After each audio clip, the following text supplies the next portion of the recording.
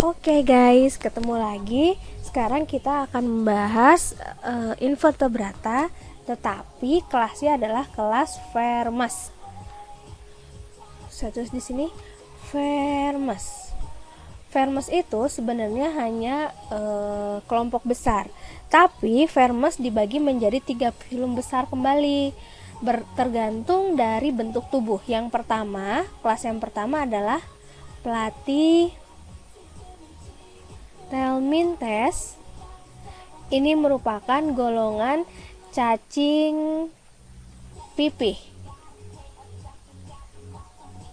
Selanjutnya ada yang namanya Nemathelminthes. Saya ulangin.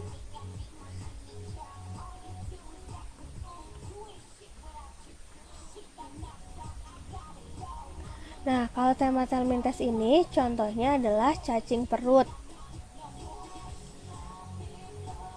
Selanjutnya, yang terakhir adalah Annelida.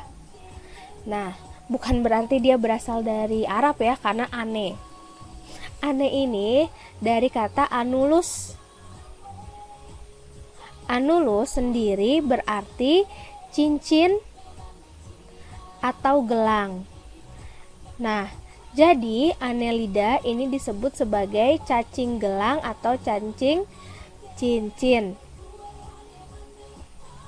Nah, untuk lebih mengenal tentang masing-masing filum, mari kita lihat perbandingan dari ketiga Vermes ini. Ya, pertama adalah Platyhelminthes. Dia memiliki ciri tubuh yang pipih. Ya. Kemudian Nemathelminthes, dia tadi ya saya bilang dia seperti benang. Kenapa seperti benang? Karena tubuhnya itu tipis tapi dia memiliki tubuh yang sangat panjang. Selanjutnya Annelida yaitu gelang. Kenapa disebut gelang? Karena pada tubuhnya dia memiliki segmen-segmen yang melingkari tubuhnya seperti gelang. Kemudian untuk lapisan dan rongga tubuh, Platyhelminthes memiliki lapisan triploblastik, berarti sudah mulai terdiri mesoderm, ektoderm, dan endoderm. Begitupun dengan Nema dan Annelida. Cuma di sini yang membedakan antara ketiganya adalah rongga tubuhnya. Kalau dari Platyhelminthes dia belum memiliki rongga tubuh karena acelomata. Sedangkan Nemathelminthes itu pseudo, berarti rongga tubuhnya itu masih semu atau rongga semu. Sedangkan Annelida dia rongga tubuhnya sudah sempurna. Sehingga kesempurnaan dari rongga tubuh ini menentukan apakah alat sistem pencernaannya sempurna atau tidak. Kalau pada acelomata atau pada Platyhelminthes dia belum memiliki sistem pencernaan. Oleh karena itu, selain planaria, hampir seluruh kelas Platyhelminthes itu parasit baik pada tubuh hewan maupun manusia. Sedangkan Nemathelminthes dia juga belum sempurna, oleh karena itu seluruhnya dari Nemathelminthes adalah parasit. Sedangkan Annelida itu sudah memiliki alat sistem pencernaan yang sempurna yang terdiri dari mulut. Kemudian dia memiliki usus, ada esofagus juga yang nanti akan keluar ke arah anus. Ya, jadi hampir sudah sempurna. Sistem pernafasannya hampir seluruhnya menggunakan permukaan tubuh. Tapi pada Annelida dia lebih spesifik pada kulit karena dia memiliki kulit, sedangkan Platyhelminthes dan Nemathelminthes itu tidak punya. Mereka hanya memiliki bagian yang disebut dengan kutikula. Selanjutnya, sistem ekskresi pada Platyhelminthes itu menggunakan sel api. Kenapa disebut dengan sel api? Karena sel pada Platyhelminthes itu bentuknya emang seperti flame cell atau seperti api yang berkobar. Sedangkan pada Nemathelminthes ini menggunakan tubulus, bukan tubulis ya, tubulus malpighi. Pada Annelida ini sudah menggunakan nefridia. Nefridia ini bentuk tunggal dari nefron. Jadi dia mirip nefron pada manusia atau pada ginjal, tapi sangat sederhana. Seperti itu. Nah, untuk sistem peredaran darah, pelatih Helminthes mereka tidak memiliki sistem peredaran darah. Nemathelminthes juga seperti itu, tidak punya peredaran darah. Sedangkan Annelida mereka memiliki peredaran darah tertutup. Kenapa? Karena Annelida mereka memiliki jantung pembuluh mirip dengan serangga. Nah, apa sih yang disebut dengan sistem peredaran darah tertutup? Sistem peredaran darah tertutup berarti darah yang mengalir itu di dalam suatu pembuluh. Seperti itu.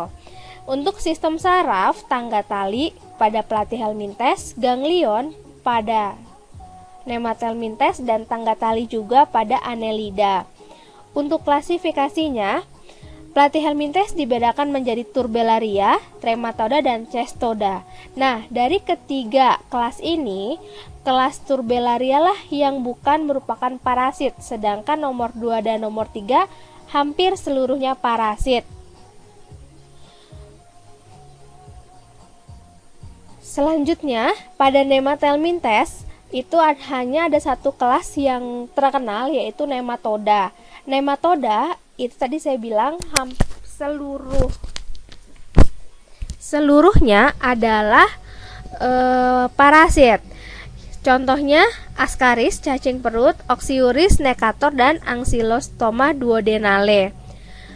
Sedangkan Annelida terdiri dari 3 kelas juga. Ketiga kelas ini dibedakan berdasarkan rambut atau bulu yang ada di sekitar tubuhnya. Oligochaeta dia memiliki sedikit bulu, sedangkan yang Polychaeta dia memiliki banyak bulu, dan Hirudine ini memiliki sedikit. Contoh dari Hirudine ini adalah lintah, sedangkan contoh dari Polychaeta ini adalah cacing laut. Nah, uniknya cacing laut ini oleh masyarakat Maluku itu dijadikan sebagai makanan dan sumber protein tinggi, yaitu cacing wawo dan cacing palolo. Nah, pada beberapa cacing mereka memiliki siklus hidup. Contohnya seperti pada cacing hati dan cacing pita. Jadi sekarang kita akan membahas tentang siklus hidup dari para cacing. Yang pertama yang akan kita kenal adalah cacing hati atau Fasciola hepatica. Nah, kalau Fasciola hepatica ini terdapat pada sapi atau domba. Ada satu lagi, yaitu cacing hati juga, tapi namanya Clonorchis sinensis, yang penularannya atau dia terdapat di dalam tubuh ikan. Ya, jadi berbeda ya yang hidup di ikan sama yang hidup di sapi dan domba. Kalau di ikan namanya Clonorchis sinensis, kalau di sapi dan domba namanya Fasciola hepatica. Nah, pada siklus hidup Fasciola hepatica itu kita mulai dari telur. Telur yang keluar bersama feses dari tubuh inangnya nanti akan pecah dan akan tumbuh menjadi larva yang dinamakan dengan Miracidium. Miracidium nanti akan berkembang menjadi redia, tapi dia berkembang bukan di luar, tapi di dalam tubuh siput. Ya, jadi dia berkembang di dalam tubuh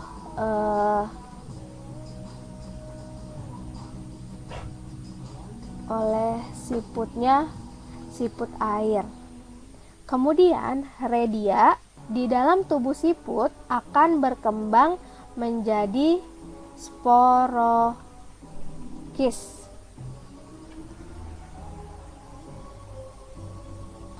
Sorry, ini kebalik. Harusnya sporokis dulu. Saya ulangin ya. Jadi Miracidium akan berkembang menjadi sporokis. dilanjutkan menjadi redia. Redia nanti akan tumbuh menjadi serkaria, yaitu larva yang memiliki ekor. Nah, larva yang memiliki ekor ini nanti akan keluar dari tubuh siput dan berkembang menjadi metaserkaria. Ada di mana? Biasanya metaserkaria ini ada di atau hidup di rumputan. Rumput akan termakan oleh sapi, dan rumput yang mengandung metaserkaria akan masuk ke dalam tubuh sapi dan berubah menjadi cacing dewasa di dalam tubuh sapi. Cacing dewasanya nanti akan mengeluarkan lagi telur dan terus seperti itu. Nah, ini adalah fase hidup dari Phaseola hepatica. Nah, sini belum saya kasih keterangan bahwa dari serkaria ke metaserkaria ini dia keluar dari tubuh siput gitu ya. Nah, yang ini dari sporokis sampai serkaria ini hidup di dalam tubuh siput air, atau nama lain dari siputnya adalah limnea. Seperti itu. Jadi urutannya telur, Miracidium, sporokis, redia, serkaria, serkarianya keluar menjadi metaserkaria, metaserkaria termakan oleh sapi atau domba, nanti akan menjadi cacing dewasa di dalam tubuh hewan. Kemudian cacing dewasanya akan berkembang biak dengan cara mengeluarkan telur, dan telurnya keluar bersama dengan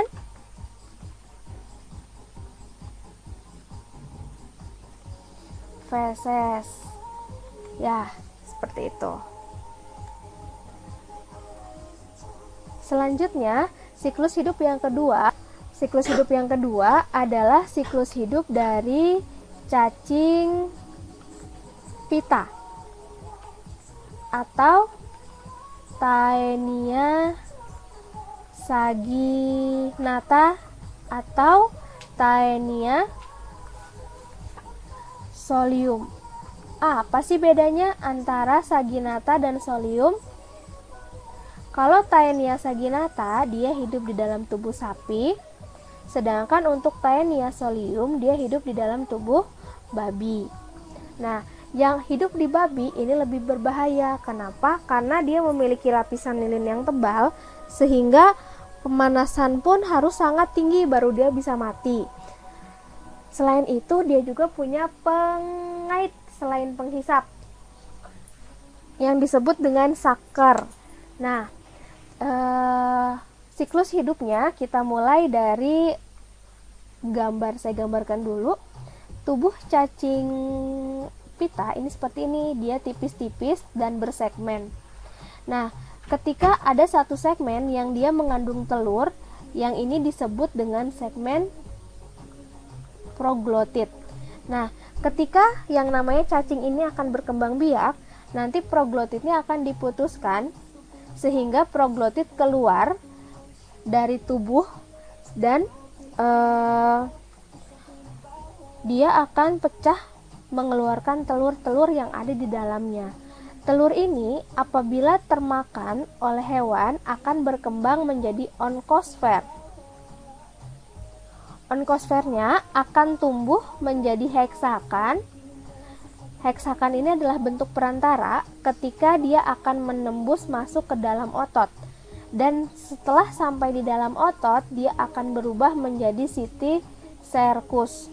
Jadi bentuk larvanya banyak ya, onkosfer, heksakan, dan Cyticercus. Apabila Cyticercus termakan, nanti dia akan berubah menjadi cacing dewasa. Dan cacing dewasanya mengeluarkan lagi proglotit. Seperti itu. Nah, sini saya beri keterangan, proglotit akan keluar dengan feses. Kemudian di luar dia akan pecah menjadi telur. Telurnya termakan oleh hewan ternak, bisa babi, bisa sapi. Di dalam tubuh babi atau sapi, telur akan berkembang menjadi onkosfer dan berdiam diri di usus. Setelah cukup kuat, dia akan berubah menjadi heksakan untuk menembus dinding usus sehingga sampai di dalam otot. Di dalam otot, dia akan menunggu hingga termakan. Nah, kalau otot yang mengandung Cysticercus termakan oleh manusia, maka di dalam tubuh manusia atau di dalam usus manusia, dia akan berubah menjadi cacing dewasa. Kemudian nanti dia akan mengeluarkan proglotit dan terus seperti itu. Nah, jadi ini adalah siklus hidup dari cacing pita. Jadi sebaiknya kalau kita ingin memakan sapi atau daging itu dimasaknya dengan kematangan yang baik, supaya jaga-jaga nih kalau ada larva Taenia saginata di dalam sapi tersebut.